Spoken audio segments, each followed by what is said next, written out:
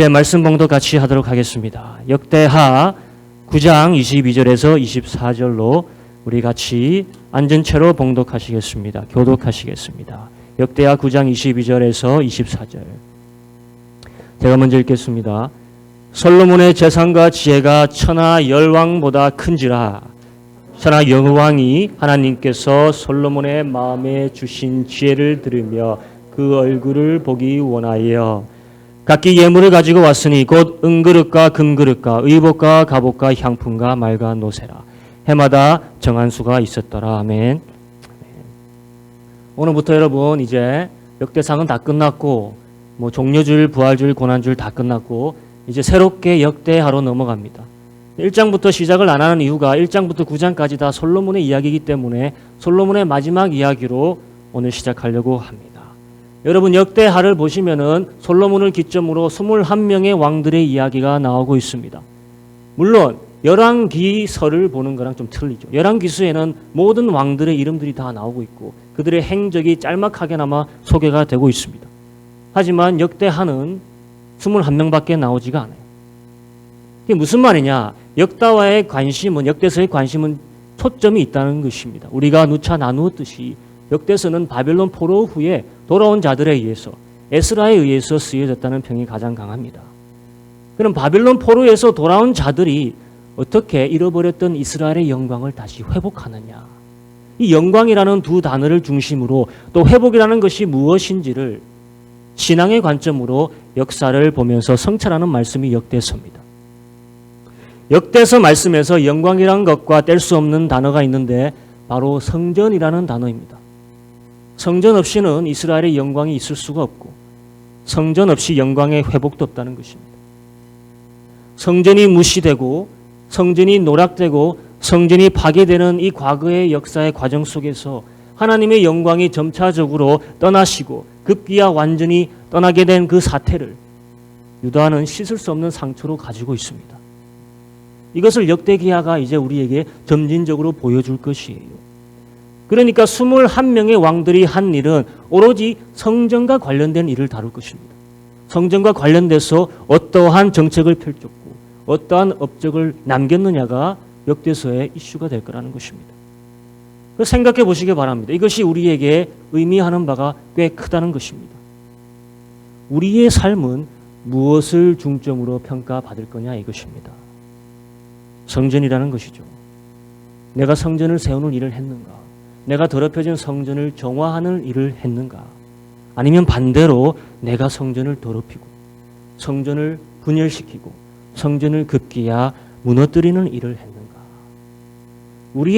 우리의 업적은 하나님의 입장에서는 하나님의 관점에서는 오로지 성전을 중심으로 평가받는다는 것이 섬뜩한 사실입니다. 내가 세상에서 열심히 부지런히 일하고 쌓아 올린 업적은 하나님의 나라에서는 아무런 논의의 대상이 되지 못한다는 것이에요. 하나님의 영광과 상관없는 세상에서의 노동과 성과는 평가조차 받지 않는다는 것입니다. 그런 점에서 솔로몬의 통치는 성전 건축이라는 것으로 시작됐다는 것이 매우 의미가 깊죠. 왜냐? 엄청난 프로젝트였습니다. 15만 명 이상이 되는 사람들이 7년이라는 세월 동안 무려 우리나라 돈으로 200조 원이 넘는 돈을 들여서 이 성전을 짓습니다. 이게 조금 궁금했습니다. 여러분 200조라는 그 금액이 어느 정도 상상이 되실까? 제가 좀 이 건물을 짓는 금액을 어떻게 비교할 수 있을까 찾아봤는데 일단 세계에서 가장 많은 비용이 들어간 건축물이 2011년에 사우디아라비아에서 지어졌는데 이 빌딩 콤플렉스입니다. 재미있는 거는 메카 성지 바로 앞에 지어진 콤플렉스 빌딩이에요. 아브라지 알 바이시라는데 이것이 짓는데 비용이 15조가 들었다고 합니다. 단일 건축물도 아니라 복합 건축물입니다. 15조가 들어갔어요. 거대하죠. 세계에서 5번째로 높은 건물입니다. 근데 비교해 보세요. 우리 예루살렘의 성전을요. 예루살렘의 성전은 높지도 않습니다. 단일 건물입니다. 조그매요. 그런데 세상에서 지금 가장 비싼 건물을 짓는데 비용에 무려 10배가 넘는 비용이 들었다는 거예요. 그리고 그 200조라는 숫자는 성경의 기초에서 금과 은만 지금 시가로 계산해서 나온 단어지 거기 들어간 각종 보석들, 놋, 상아, 백향목 이런 것은 수치에 넣지도 않은 단위입니다. 그러니까 이제까지 이 세상에 존재한 그 어떤 건축물보다 값지고 비싸고 평당 가격이 세상의 것을 초월한 건물이 바로 성전이에요. 88평짜리 4층 높이 200조 이상이면 계산해보면 평당 5,600억 원이 나옵니다. 초현실적인 건축물을 지었어요. 그럼 이런 건물을 헌당한 솔로몬에게 영광이라는 타이틀이 좀 주어져야 되지 않겠습니까? 하나님의 성전을 지었잖아요. 엄청난 건물을 지었잖아요. 그래서 오늘 우리가 읽은 바로 역대서 본문은 솔로몬의 인생을 마지막을 코멘트해주는 단락입니다. 과연 성경은 솔로몬의 인생을 어떻게 보고 있냐? 이렇게 아름답고 빛나는 영광의 성전을 지은 솔로몬의 업적을 어떻게 지하고 있느냐? 그럼 끝으로 보지 말고 다시 출발점으로 같이 가보도록 하겠습니다. 우리 1장 1절로 가보도록 하겠습니다. 역대하 1장 1절. 우리 같이 읽겠습니다. 시작. 다윗의 아들 솔로몬의 왕위가 견고하여 가며 그 하나님 여호와께서 저와 함께 하사 심히 창대케 하시니라. 자, 좋습니까? 안 좋습니까? 시작이 아주 좋습니다. 누구보다도 좋은 것을 알 수가 있어요. 왕위가 견고하다. 하나님이 저와 함께 하시다. 심히 창대케 되다. 역대하 1장 1절이 바로 이 말씀입니다. 이런 평으로 시작된 인생이라면 이미 영광스럽지 않습니까? 솔로몬의 뒤에 영광의 후광이 이미 비춰지고 있는 것처럼 보입니다. 그런데 아쉬운 것은 여기 영광이라는 단어는 나오고 있지 않습니다. 모든 사람이 부러워하는 삶이죠. 모든 사람이 존경하는 삶을 살고 있습니다. 근데 여전히 영광이라는 단어가 이 솔로몬의 시작에 나오고 있지 않습니다. 조금 이해가 될 수 있습니다. 왜냐? 영광이라는 단어는 마무리, 결말에 좀 더 어울리는 단어입니다. 그럼 인생의 끝으로 한번 가보겠습니다. 오늘 본문이 바로 거기에요. 9장 다시 가보도록 합니다. 22절, 23절. 솔로몬 왕의 재산과 지혜가 천하 열왕보다 큰지라. 천하 열왕이 하나님께서 솔로몬의 마음에 주신 지혜를 들으며 그 얼굴을 보기 원하여. 솔로몬의 재산이 천하 열왕보다 더 크다. 이 말은 한 사람의 존귀와 영광이 천하 열방을 다 모아놓은 것보다 더 크다라고 들리죠. 그럼 천하에 솔로몬같이 존귀한 자, 영광스러운 자 이때까지 없었다는 말 같습니다. 그런데도 그렇게 역대서에 잘 나오던 영광이라는 단어가 지금 솔로몬의 인생의 하이라이트를 보여주는 대목에서조차 나오고 있지 않습니다. 그럼 그의 죽음에서는 나오느냐 한번 같이 보겠습니다. 30절 31절. 솔로몬이 예루살렘에서 온 이스라엘을 다스린 지 40년이라. 솔로몬이 열조와 함께 잠에 붙인 다윗의 성에 장사되고 그 아들 르호보암이 대신하여 왕이 됩니다. 자, 이 구절은 여러분 누가 죽으면 신문에 부고 내는 거 그거랑 같다고 생각하면 됩니다. 네. 묘비의 비석이라고 생각하면 돼요. 비석의 내용입니다. 이스라엘을 다스린 지 40년. 아버지 다윗과 똑같죠. 40년 오랜 기간 통치했습니다. 근데 통치가 어땠느냐? 어땠다 나와 있습니까? 아무 말이 없죠. 이게 답니다. 그저 그 열조와 함께 잠에. 아무런 감동도 아무런 느낌도 없이 그저 죽었다. 이게 다예요. 이게 뭔가 허전하죠. 뭔가 이상합니다. 솔로몬의 가장 첫 번째 업적, 역대서에 나온 첫 번째 업적을 정리해 보면은 200조가 넘는 성전을 지은 위대한 일을 했습니다. 그렇죠. 그럼 성경에서 솔로몬의 마지막 업적을 뭐라고 다루고 있냐? 오늘 본문 마지막의 말씀입니다. 29절. 솔로몬을 위하여 애굽과 각국에서 뭐를 내어왔다고 하고 있습니까? 말들을 내어왔다. 사람들이 솔로몬을 위하여 애굽에서 또 많은 나라 각지에서 전쟁에 쓸 말들을 내려왔다. 이것이 솔로몬에 관한 업적의 마지막 기사 내용입니다. 시작은 뭐에 관한 기사였습니까? 하나님과 성전이라는 단어로 시작했어요. 근데 그의 마지막은 지금 애굽과 말들이라는 단어로 끝나고 있습니다. 결국 솔로몬에게서 영광이라는 단어를 우리는 들어보지 못합니다. 근데 하나님이 이렇게 솔로몬에게 약속하셨어요. 솔로몬이 하나님께 1000번제를 드리고 모든 것보다 먼저 지혜를 달라고 했을 때 하나님이 기뻐하셨고 이렇게 말씀하셨습니다. 우리 같이 읽어보겠습니다. 그러므로 내가 네게 지혜와 지식을 주고 부와 재물과 존영도 주리니 너의 전의 왕들이 이 같음이 없었거니와 너의 후에도 이 같음이 없으리라. 여기서 존영이라는 단어가 바로 영광이라는 단어입니다. 그러니까 분명히 하나님이 솔로몬에게 세상에 그 어떤 왕도 가지지 못한 그 영광을 주시기로 약속하셨고 그의 삶 동안 주셨습니다. 성경은 그의 삶을 평가하는 대목에서는 영광이라는 단어를 누락하고 있습니다.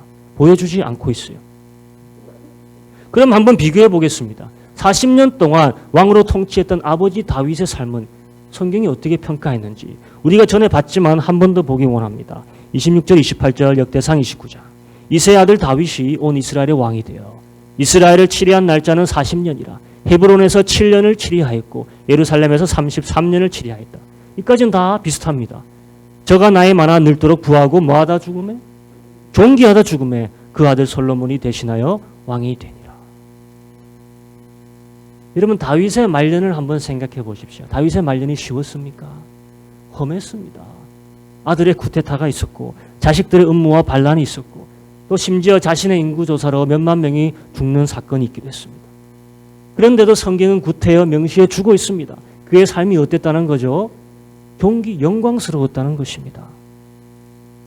그럼 왜 열왕보다 더 많은 부와 세상의 그 어떤 사람보다 더 많은 지혜를 가지고 세상의 그 어떤 건축물보다 더 아름다운 성전을 지은 솔로몬에게는 영광이라는 단어를 아끼고 써주지 않느냐 이겁니다.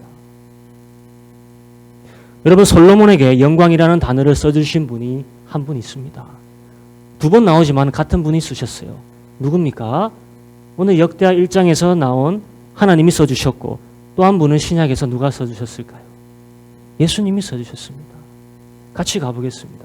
누가복음 12장 20 같이 읽어보겠습니다. 시작.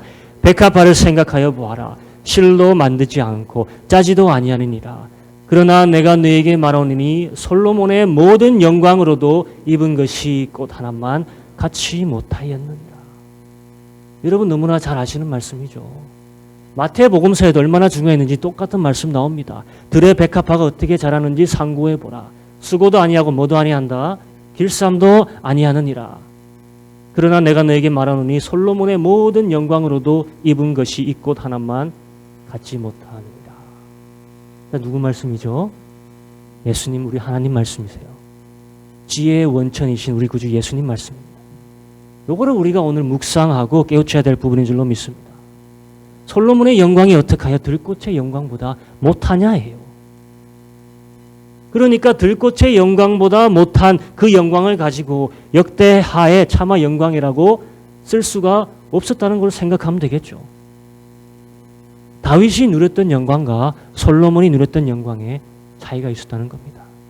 심지어 들꽃도 영광이 있습니다. 들꽃의 영광과 솔로몬의 영광에 차이가 있다는 겁니다.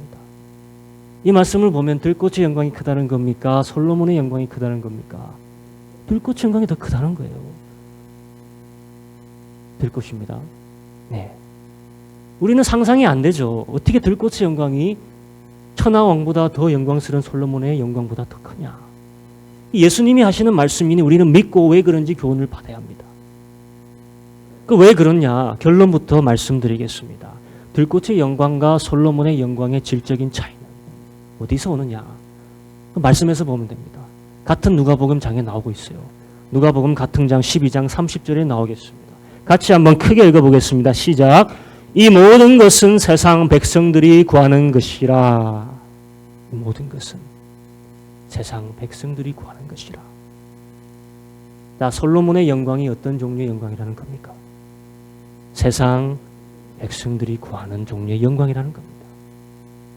구체적으로 예수님께서 설명해 주시고 있습니다. 앞절로 가면 됩니다. 같이 읽어봅니다. 너희는 무엇을 먹을까 무엇을 마실까 하여 구하지 말며 근심하지도 말라.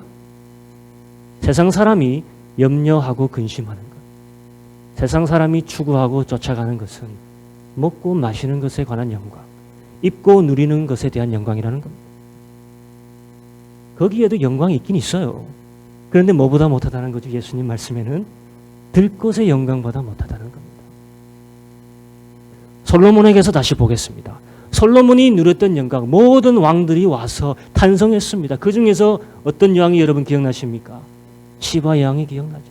시바 왕이 찾아와서 그의 일상을 보고 눈이 휘둥그레지고 정신이 나가서 비뇨기가 있는지 휘뚱휘뚱했다고 합니다. 같이 한번 보겠습니다. 그 대목 9장 4절 같이 읽습니다. 그 상의 식물과 신복들의 좌석과 신하들의 시립한 것과 그들의 공복과 술 관원들과 그들의 공복과 여호와의 전에 올라가는 층계를 보고 정신이 현황하여 정신이 나갔다는 거죠. 네. 뭘 보고요? 근데 그 상에 뭘 보고라고 했습니까? 식물이죠. 식물이 뭡니까? 먹을 것입니다. 그 신하들의 뭐를 보고요? 공복을 보고요. 입는 것입니다. 먹는 것과 입는 것을 보고 또한 지어진 층계와 건축물 이런 부수적인 것들을 보고 시바 여왕이 정신이 쏙 빠져나간 겁니다. 세상이 구하는 것들로 치면은 솔로몬을 따라갈 자가 세상에 아무도 없었습니다. 세상에서 가장 맛있는 요리들로 둘러싸여 있었습니다. 세상에서 가장 호화스러운 의복들을 입은 대신들로 둘러싸여 있었습니다. 그런 것들로 하루하루를 호화스럽게 살고 있는 솔로몬을 보고 시바 여왕은 정신이 혼미해졌다는 겁니다. 근데 예수님의 말씀에 의하면 이 영광은 뭐보다 못하다는 겁니까? 들꽃의 영광보다 못하다는 겁니다. 왜냐? 세상이 구하는 세상의 입맛과 구미에 맞는 영광이기 때문입니다. 그래서 못한 겁니다.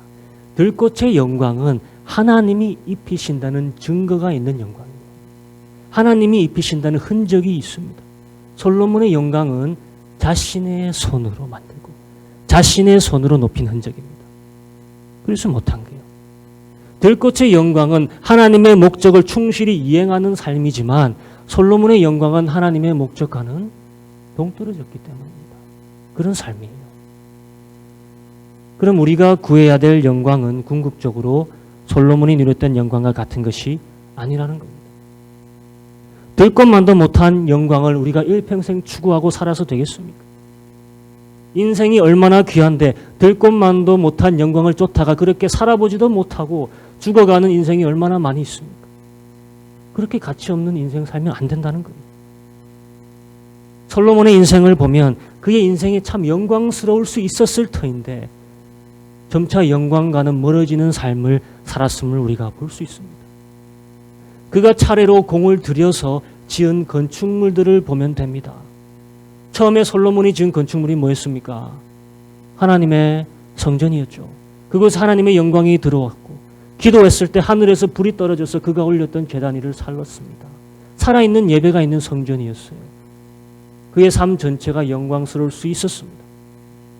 그런데 여러분 놀라운 것은 그가 성전을 지으면서 또 짓고 있었던 것이 있습니다. 뭡니까 여러분? 역대하 8장 1절 같이 읽어볼게요. 솔로몬이 여호와의 전과 자기의 궁궐을 20년 동안에 건축하기를 마치고. 자 보세요. 성전을 지으면서 또 한편으로는 뭘 짓고 있습니까? 자신의 궁전을 짓고 있죠. 자, 성전을 짓는데 7년 걸렸다면 자신의 궁궐을 짓는데 몇 년 걸렸겠습니까? 13년 걸렸어요. 2배가 걸렸습니다. 성전을 짓는데 동원한 인력과 재력, 많은 부분이 궁궐을 짓는데 더 소비된 것처럼 보입니다. 뭔가 씁쓸하지 않습니까?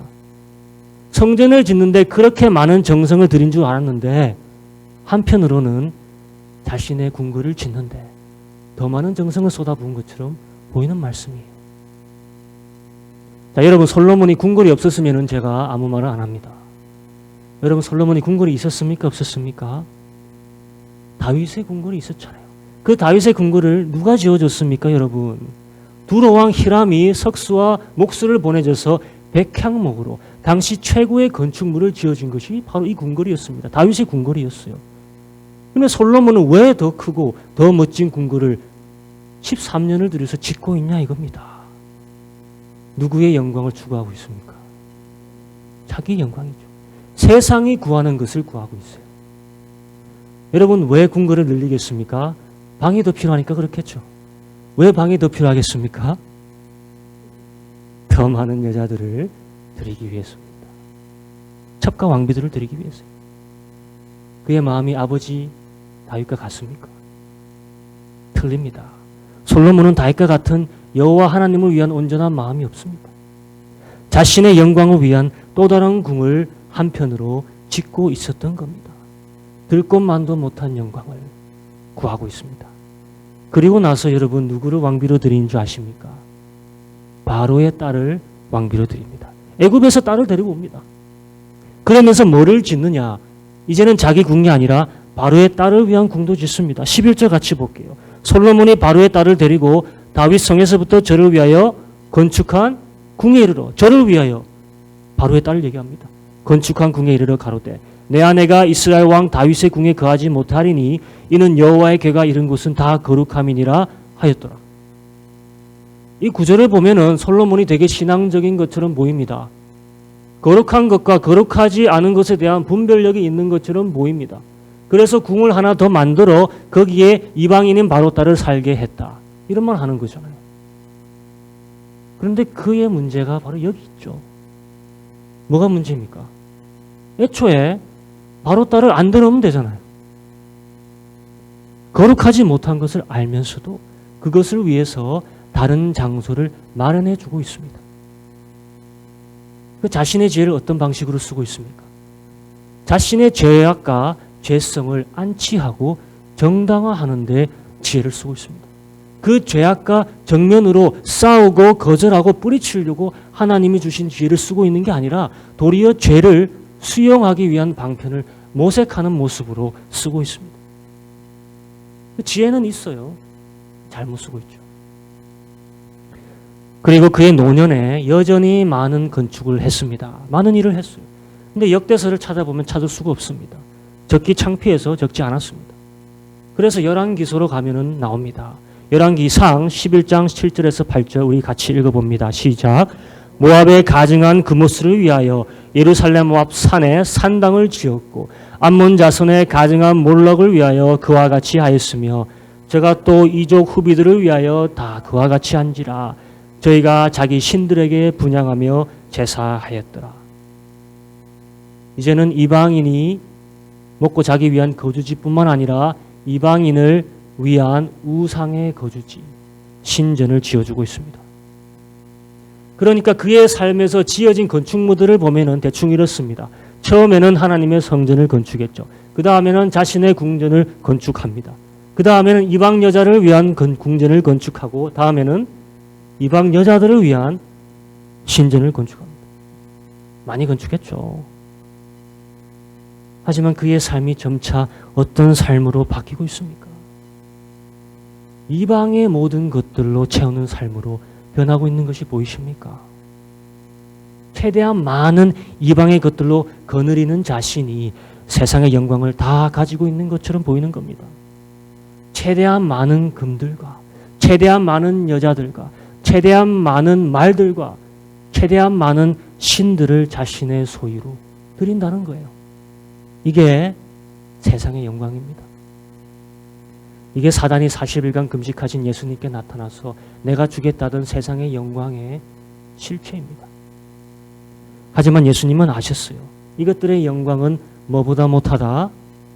들것의 영광보다 못하다는 거예요. 이제 결론 짓겠습니다, 여러분. 지금이 참 어려운 시기라고 다들 말하죠. 세계적으로 경제 불황이 닥칠 거다. 당장 이달, 당장 다음 달 어떻게 살지 걱정하시는 분들도 여러분 주위에 있을지라 믿습니다. 그런데 예수님이 오늘 솔로몬의 영광을 이야기하면서 우리가 추구해야 될 영광이 어디서부터 시작해야 되는지 말씀해 주시고 있었어요. 다시 누가복음으로 같이 가서 읽어보도록 합니다.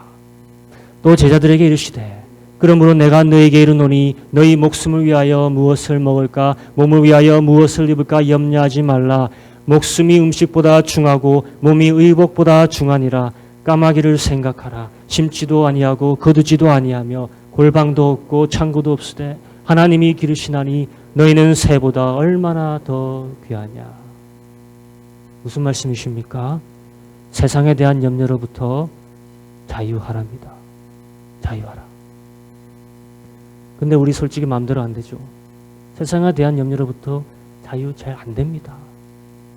그 이유를 예수님께서 그 다음에 이렇게 얘기해 주시고 있습니다. 28절 오늘 있다가 내일 아궁이에 던져지는 들풀도 하나님이 이렇게 입히시거늘 함이며 너일까 보냐. 뭐라고 하셨습니까? 뭐가 적다고 하십니까? 믿음이 작기 때문에. 우리는 세상의 영광에 대한 것들로 근심하고 조급하고 염려한다는 것입니다. 믿음이 적기 때문에. 근데 정작 필요한 것들 하나님이 알아서 주신다는 거예요? 안 주신다는 거예요? 먹고 입는 거 다 주신다는 겁니다. 그런데 그것조차 불안해하면서 초조해하니까 과연 우리가 하나님의 성전을 짓는 그런 영광의 사역을 할 수 있겠느냐 이겁니다. 하나님의 성전은 보이지 않는 믿음으로 짓는 것입니다. 여러분 솔로몬이 지은 성전을 자세히 보면 금과 은과 각종 값비싼 건축 자재들을 일일이 다 나열하고 얘기해 주고 있지만은 살펴보면은 믿음의 요소가 하나도 들어가 있지 않습니다. 그것은 누가 가지고 왔습니까? 아버지 다윗이 가지고 온 것입니다. 아버지 다윗의 믿음의 기초, 그 터전 위에 성전이 세워졌다고 해도 무방합니다. 그는 힘들었을 때 환난 중에 보이지도 않고 자신이 지을 수도 없는 성전을 어떻게 했다고 했습니까? 예비했다고 했어요. 솔로몬은 넘치는 돈과 인력 속에서 성전만 바라본 것이 아니라 세상의 것들 또한 함께 바라보고 있었습니다. 하지만 두 개 다 바라볼 수 없는 것이 우리 성도의 인생이에요. 우리는 하나만 지어야 됩니다. 오늘 주님께서 31절 그래서 이렇게 말씀하셨어요. 같이 읽어봅니다. 오직 너희는 그의 나라를 구하라. 그리하면 이런 것을 너에게 다 하시리라. 오직 누구의 나라만 구하라? 하나님. 오직이라는 단어 왜 썼겠습니까? 하나만 구하라 이거예요. 누구의 나라? 하나님의 나라. 여러 나라 동시에 못 구합니다. 그럴 때 필요한 것들을 다 채워주신다는 겁니다. 여러분 이런 믿음 가지실 수 있겠습니까? 그러면서 마지막으로 예수님이 구체적으로 우리에게 믿음의 실행을 요구하십니다. 그게 33절이 너무나 어려운 말씀이에요. 여러분 같이 읽어봅니다. 시작. 너희 소유를 팔아 구제하여 낡아지지 아니하는 주머니를 만들라. 곧 하늘에 둔 바 담이 없는 보물이니 거기는 도적도 가까이 하는 일도 없고 좀도 먹는 일이 없느니라. 자, 신천지처럼 다 팔라는 말입니까? 그 말 아니에요, 여러분. 하지만 팔아서라도 뭐부터 마련하라는 겁니까? 낡아지지 않는 주머니를 예비하라는 겁니다. 어디에 있는 겁니까? 하늘에. 하늘에 보물을 쌓아둘 장소를 먼저 마련하라는 것입니다. 또 주목해 보세요, 여러분. 너희 소유를 불려서라고 했습니까? 너희 소유를 늘려서라고 했습니까? 너희 소유를 팔아서라고 했습니다.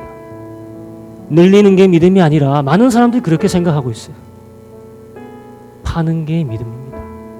내 것을 포기하는 게 믿음이라는 것이에요. 어렵죠? 네 소유를 팔아. 네가 많이 가지고 있든 적게 가지고 있든 네가 잘 나갈 때든 네가 어려울 때든 어떻게 하라는 겁니까? 어려운 사람을 도와주라는 게. 그게 뭐라는 거죠? 믿음이라는 거예요. 그게 살아있는 믿음이라는 거예요.